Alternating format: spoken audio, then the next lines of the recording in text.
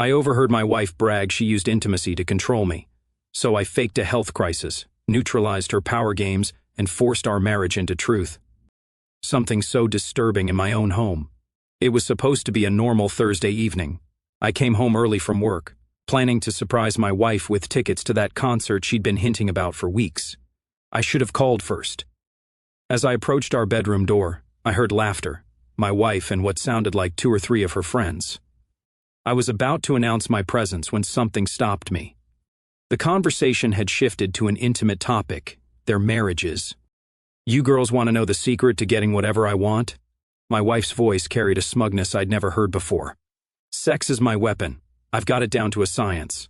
My hand froze on the doorknob as her friends encouraged her to continue.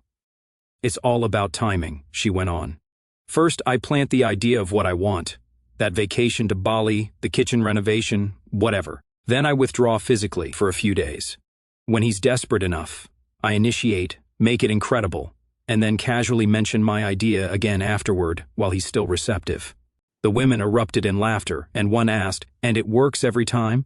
"Like clockwork," my wife responded. "Men are simple. Control the bedroom, control everything else." I backed away from the door, feeling like I'd been punched in the stomach. My mind raced through the past years of our marriage, the spontaneous weekend trips, the expensive jewelry purchases, the home renovations I'd initially resisted. Each memory was now tainted with manipulation. The concert tickets felt heavy in my pocket as I silently retreated to my car. I drove around for hours, replaying conversations and moments that suddenly made perfect sense. The patterns were undeniable once I knew what to look for.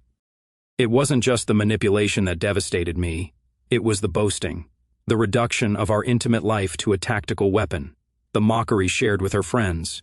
Our 10 years together now seemed like an elaborate scheme where I was the only one not in on the joke. By midnight, I'd made my decision. I wouldn't confront her, not yet.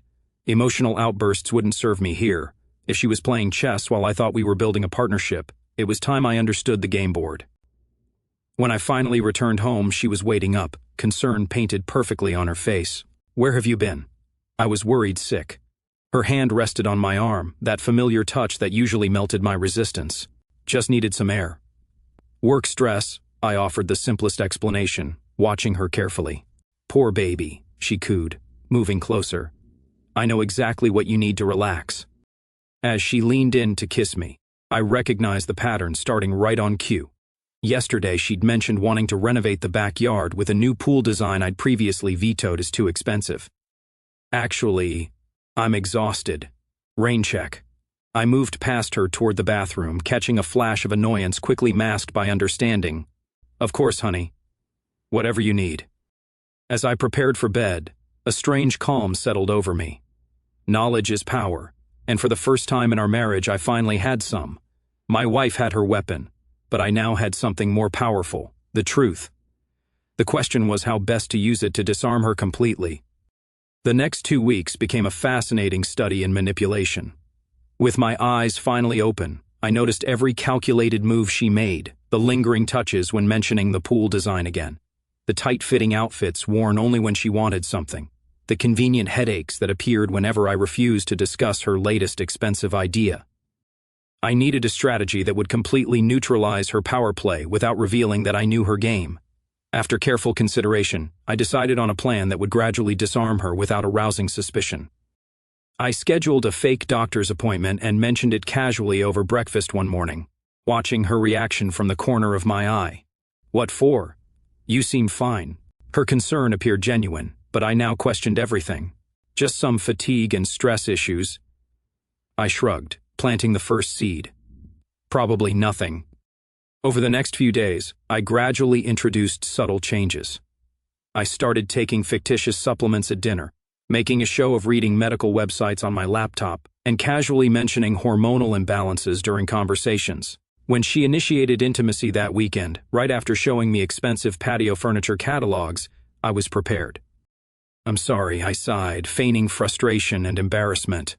"The doctor said this might happen with the medication. It's temporary, I hope." The flash of genuine shock on her face was almost worth the years of manipulation. For perhaps the first time in our relationship, her advances were genuinely rejected, not as a power play, but as an apparent medical necessity. "It's fine," she insisted, though her voice carried an edge I'd never noticed before. We can just sleep. But I knew it wasn't fine. I had just removed her primary weapon, and she had no contingency plan. The following week brought noticeable changes in her behavior. The casual mentions of the pool became direct questions. The subtle manipulations transformed into outright demands. When the usual playbook failed, she seemed genuinely lost.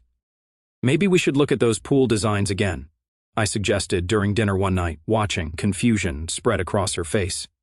Her weapon was neutralized, yet I was willingly discussing what she wanted. This wasn't how the game was supposed to work. Really, you were so against it before. Her suspicion was palpable. I've been thinking about our future. What really matters. I reached for her hand, the irony of my own manipulation not lost on me. This health scare, minor as it is, has me reevaluating priorities. She smiled, but it didn't reach her eyes. I recognized that look now. She was recalculating, trying to understand the new rules of a game she didn't realize had changed. The real test came when her friends visited again. I made sure to be home, ostensibly working in my office, but positioned to overhear their conversation. The contrast with the previous gathering was striking.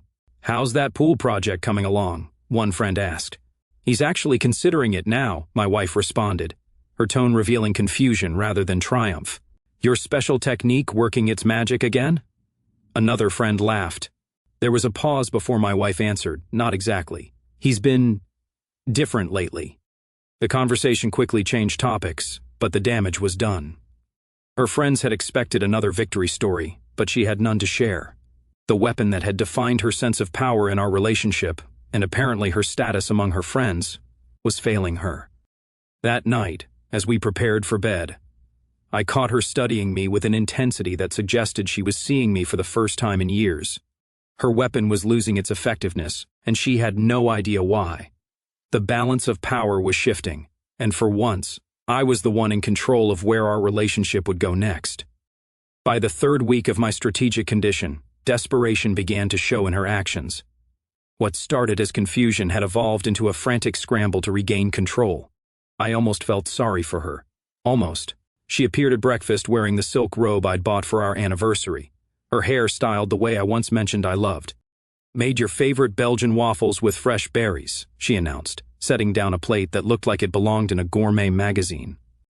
"Thanks, but I'm not very hungry this morning." I took only a small portion, noticing her thinly veiled frustration.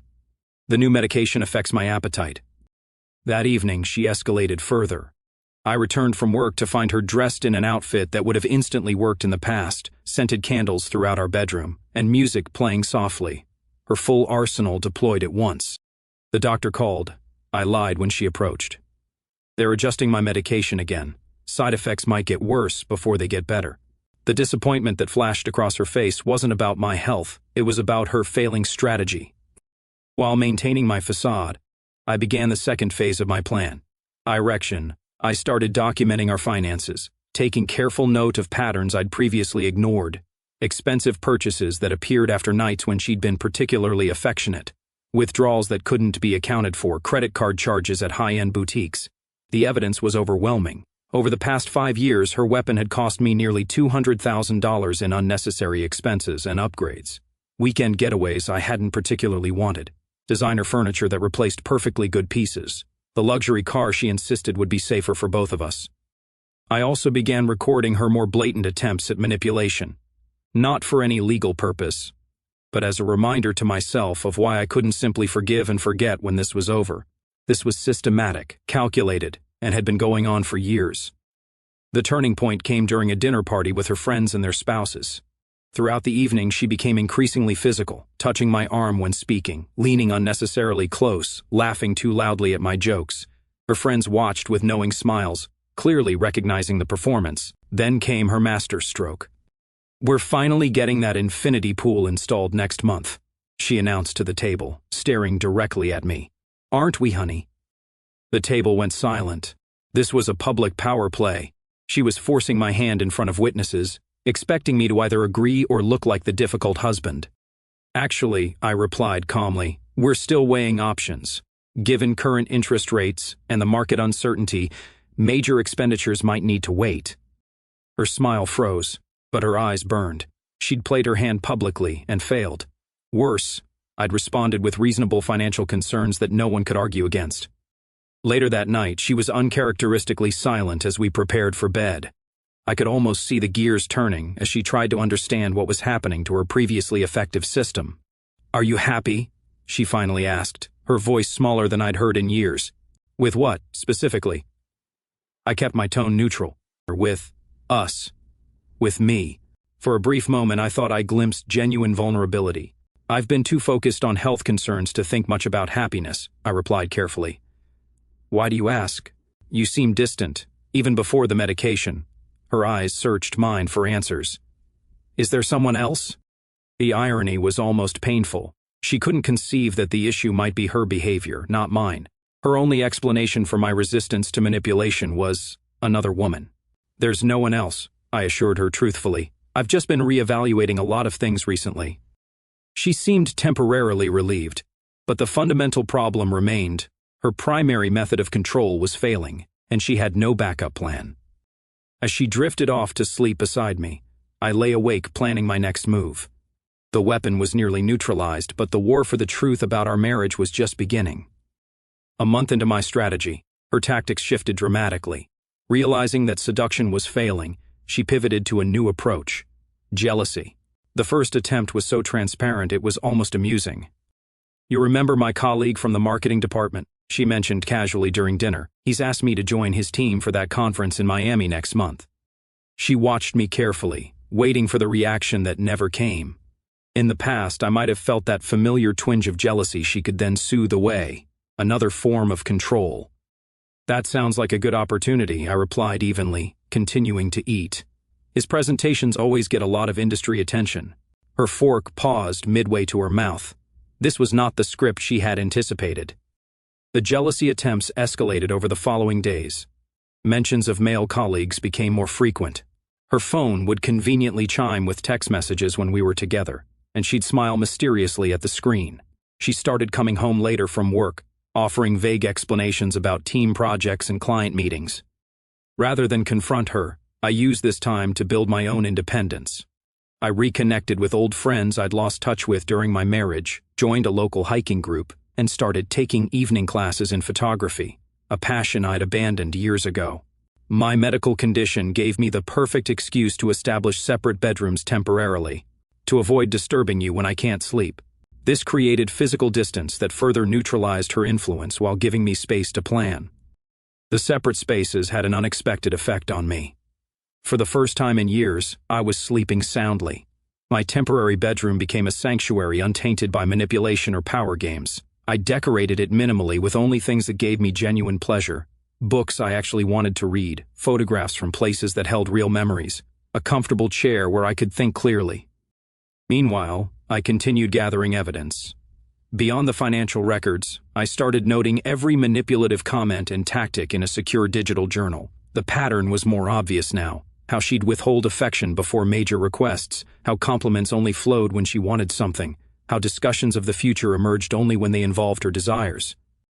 The situation reached a critical point when she orchestrated our attendance at a gallery opening hosted by her friend, a woman whose husband had recently left her for a younger colleague. "Isn't it terrible what happened to her?" my wife commented on the drive there, her tone carefully calibrated. 20 years of marriage and he threw it all away. I told her she should have seen the signs. The warning was about as subtle as a sledgehammer. This was her new weapon, the implied threat that I might lose her if I didn't return to being manageable. Throughout the event, she was unusually affectionate in public, touching my arm, leaning against me when talking to others, referring to our plans for the future.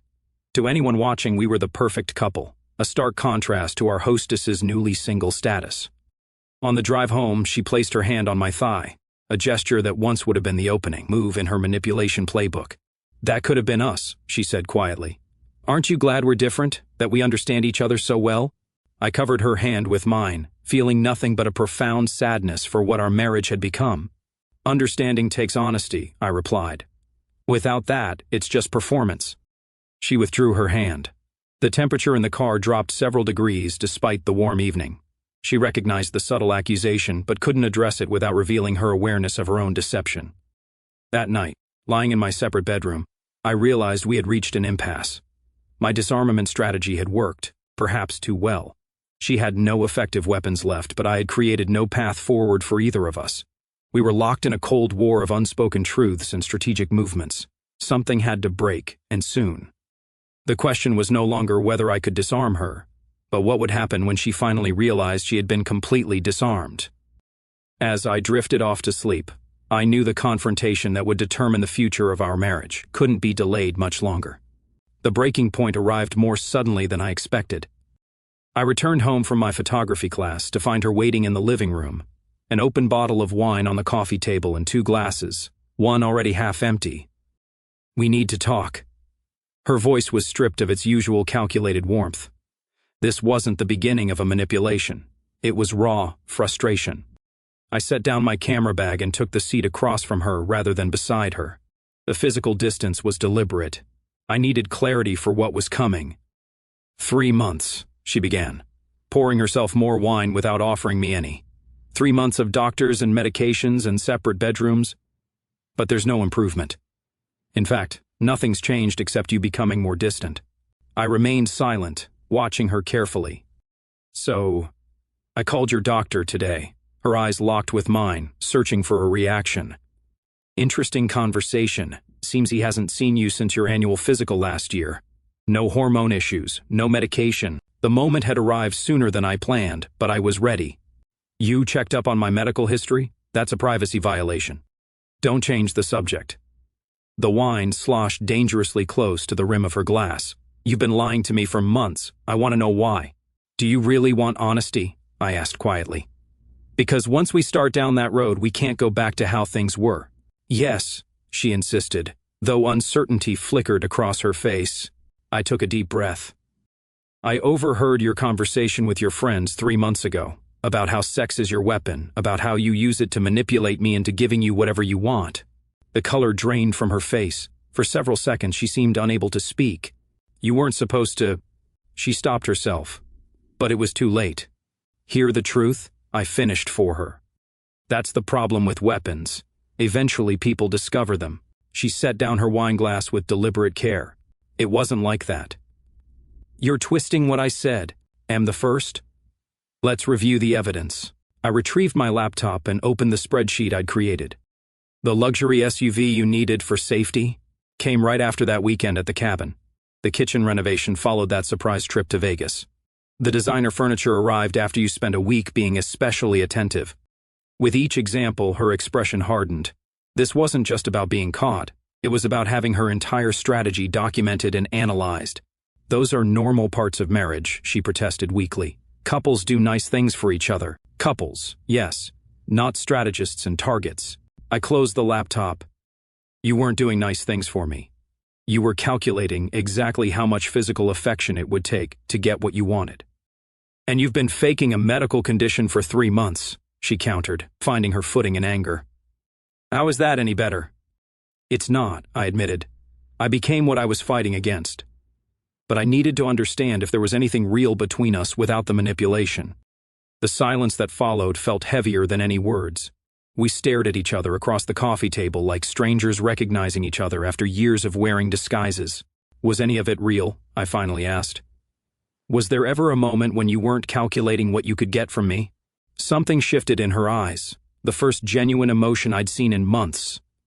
"In the beginning," she said softly, "before I realized how easy it was to control me," I finished. "You can say it now. We're past pretending." She nodded slowly. "It started as a joke with my friends, a stupid comment about how attentive you were after but then it worked so well. Each time got easier. Eventually it just became how we operated. Not we," I corrected. "You. I thought we were building a life together. You were playing a game." Tears formed in her eyes, but I couldn't tell if they were from genuine remorse or the realization that her system had catastrophically failed. "What happens now?" she asked. I stood up, suddenly feeling the weight of the past months. "That depends on whether we have anything left that's not built on manipulation. I've disarmed you, but I don't know if I found us in the process." As I walked toward my separate bedroom, she called after me. "I do love you." That part wasn't strategy. I paused without turning around. I'd like to believe that. But right now, I don't know what parts of our marriage were real and what parts were tactics. And neither do you. The week following our confrontation was filled with a heavy silence, unlike anything we'd experienced before. We moved around each other like cautious strangers. The pretense of our previous dynamics had been completely stripped away. For the first time in our marriage, neither of us was performing. I continued sleeping in the separate bedroom, but I stopped documenting her behaviors and abandoned the pretend medical condition. There was no need for tactics anymore. We were finally facing the unvarnished truth of our relationship. She made the first genuine move toward whatever came next. I found a handwritten letter slipped under my door on the 5th morning after our confrontation. "I've been thinking about what real honesty looks like," she wrote. "Not the strategic kind where you reveal just enough to get what you want, but the painful kind that forces you to see yourself clearly. I've spent days trying to separate what was real from what was manipulation, and the line has become so blurred I can barely recognize myself anymore." The letter continued for several pages, a raw, unfiltered examination of how she'd gradually transformed from a partner into a strategist. No excuses, no deflections, just acknowledgement. It wasn't an attempt to win me back. It was her first step toward finding herself. I found her in the kitchen that evening, making dinner without the usual performative flourishes designed to remind me of her domestic value. "I got your letter," I said, leaning against the door frame. She nodded without turning around. "I meant every word. I know. That's why it matters." We ate dinner together that night, a simple meal without the usual undercurrents of expectation and reward. The conversation was halting and awkward, but it was possibly the most honest exchange we'd had in years. "I've been thinking about what happened to us," I said as we cleared the dishes, "how we got from where we started to where we are." And she looked genuinely interested in my perspective, not just searching for leverage. "We both failed," I continued. "You turned intimacy into currency, but I let you. I ignored the patterns because the rewards were comfortable. I became complicit in my own manipulation." She considered this. "Do you think we can find our way back, or forward, to something real?" It was the question that had kept me awake for months. "I don't know. But I think it starts with new rules of engagement." Over the following days, we established boundaries that would have seemed foreign in our previous relationship. Physical intimacy was off the table until we rebuilt trust. Major purchases required genuine consensus, not strategic persuasion. Most importantly, we committed to weekly conversations where we could safely call out patterns of manipulation if they re-emerged. "It feels like withdrawal," she admitted during one of these talks. "I catch myself setting up the old patterns automatically, then have to consciously stop." "I know," I replied. "I find myself analyzing your every action for hidden motives. That's not healthy either." The path forward wasn't smooth. There were setbacks, moments when she reverted to subtle manipulation, instances when I responded with distrust to innocent gestures. But slowly, something new began to emerge from the ashes of our strategic marriage. 3 months after the confrontation, we faced a test. The company I worked for offered me a promotion that would require relocation. In our old dynamic, she would have deployed her full arsenal to either prevent the move or ensure extravagant compensation for her sacrifice. Instead, we had a series of honest conversations about what we both wanted. She expressed genuine concerns about leaving her job and social circle. I acknowledged my ambivalence about the corporate ladder I was climbing. Together, we evaluated options without power plays or ultimatums. The decision we reached, to stay but negotiate for remote work flexibility, wasn't the result of manipulation, but partnership. The process mattered more than the outcome. That night, she approached me with a vulnerability I hadn't seen since our earliest days together. "I want to come home," she said simply, gesturing toward the main bedroom I had recently moved back into.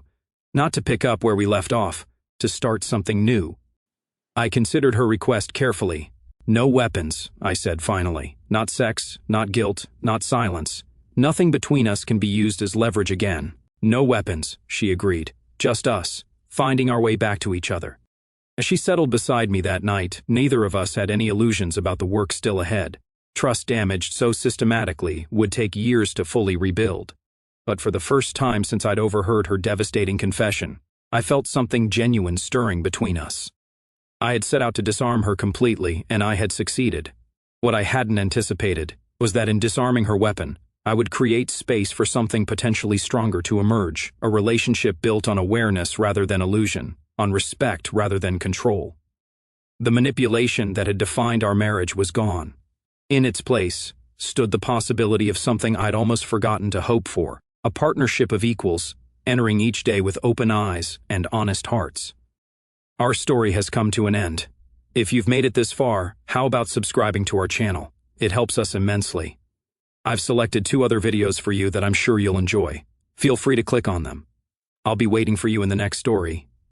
Looking back at everything now, months after that night she finally asked to come home. I'm sitting alone in the same bedroom that once felt like a battlefield. The silence is different tonight. It's not heavy with strategy or suspicion. It's just quiet. And for the first time in over a decade, that quiet doesn't scare me. I used to think anger was the strongest emotion I'd ever felt in this marriage. The moment I heard her laugh about controlling the bedroom to control everything else, something inside me snapped so violently I thought it would never heal. I was furious, humiliated, reduced to a walking ATM with a pulse. For weeks I carried that rage like armor. Every fake doctor's appointment, every calculated rejection, every calm no I gave her was fueled by it. I told myself I was being clever, that I was finally the one holding the cards. But the truth is I was still letting her define the game. I just switched sides. Then came the second wave, disgust, not only at her but at myself. When I opened that spreadsheet and saw almost $200,000 laid out in neat rows, each one tied to a night she'd suddenly turned into the perfect wife, I felt physically sick. How had I been so blind? How had I mistaken manipulation for desire, generosity for love? I hated her for doing it, and I hated myself more for enjoying it. I had been complicit. I had liked the version of me she created when she wanted something, attentive, generous, decisive. I had liked feeling needed, and she knew it. That realization hurt worse than any betrayal. After disgust came emptiness. The night I moved into the spare room for good, I remember lying there staring at the ceiling, feeling absolutely nothing. No anger, no sadness, just a vast gray hollowness. 10 years of my life, and I couldn't tell which moments had been real. Was the way she looked at me on our wedding day real? The way she cried when we lost the first pregnancy? The nights she fell asleep on my chest after long, ordinary days? Or were even those memories now poisoned? I mourned the marriage I thought we had more than the marriage we actually did. I think that was the lowest point, realizing I had been in love with a performance. And the performer had been so good I never noticed the audience was me. But something strange happened in that emptiness. When you strip away every illusion, when you stop performing and stop letting the other person perform, what's left is terrifyingly clean. There's nowhere to hide. And in that naked space, I started to feel something I hadn't felt since the very early in our relationship. Curiosity. Who was she when she wasn't calculating? Who was I when I wasn't being managed? Could 2 people who had spent years perfecting mutual deception actually learn to be real with each other? I won't lie and say it's been romantic or easy. Some nights I still wake up at 3 a.m. with my heart racing because she shifted closer in her sleep, and for a split second my body braces for the old script, affection equal to upcoming request. Some days I catch her biting her lip the way she used to right before deploying the special technique, and I see her notice herself doing it, and we both freeze, waiting to see if the pattern will take over. It hasn't yet, but the fear is still there, like scar tissue that aches when the weather changes. And yet, there are new things too. The other morning I came downstairs and she was making coffee without any makeup, hair in a messy bun, wearing one of my old t-shirts. Nothing special. But she looked up and smiled.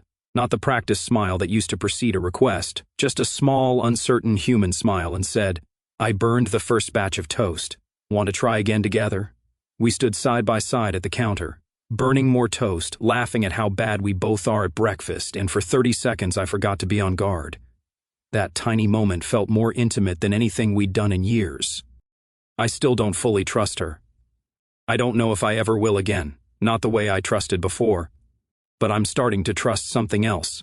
The possibility that 2 broken, flawed, formerly manipulative people can choose every single day to do the harder thing and just be honest. Not perfect, not fixed, just honest. Sometimes I catch myself wondering if I would have been cleaner to walk away. A big, dramatic divorce, a fresh start, the satisfaction of righteous victory, maybe. But I think about the woman who wrote that letter, the one who sat across from me with shaking hands and admitted she could barely recognize herself anymore. And I know walking away would have been cleaner, but it wouldn't have been braver. I disarmed her, yes, but in the end, she disarmed me too. Just not in the way either of us expected. She laid down the only weapon she knew how to use, and I laid down mine. And now we're both standing here with nothing left to hide behind, learning how to hold each other without holding each other hostage. It's fragile. It's slow. Some days it feels impossible. But for the first time in a long time, when I look at her, I don't see a strategist. I see a person. And when she looks at me, I think, maybe, hopefully, she's starting to see one too. I don't know if this is forgiveness. I'm not sure I'm there yet, but it's something real. And after 10 years of living in a beautifully crafted illusion, real, even when it hurts, feels like oxygen. So here we are. Two people who once turned love into a transaction, trying, clumsily and imperfectly, to turn it back into something human. I guess that's the part they don't put in the revenge stories. The part where winning doesn't feel like winning at all. Until one day you realize the war is over, and you're both still standing in the same room, choosing to stay. And maybe, just maybe, that's the bravest thing either of us has ever done.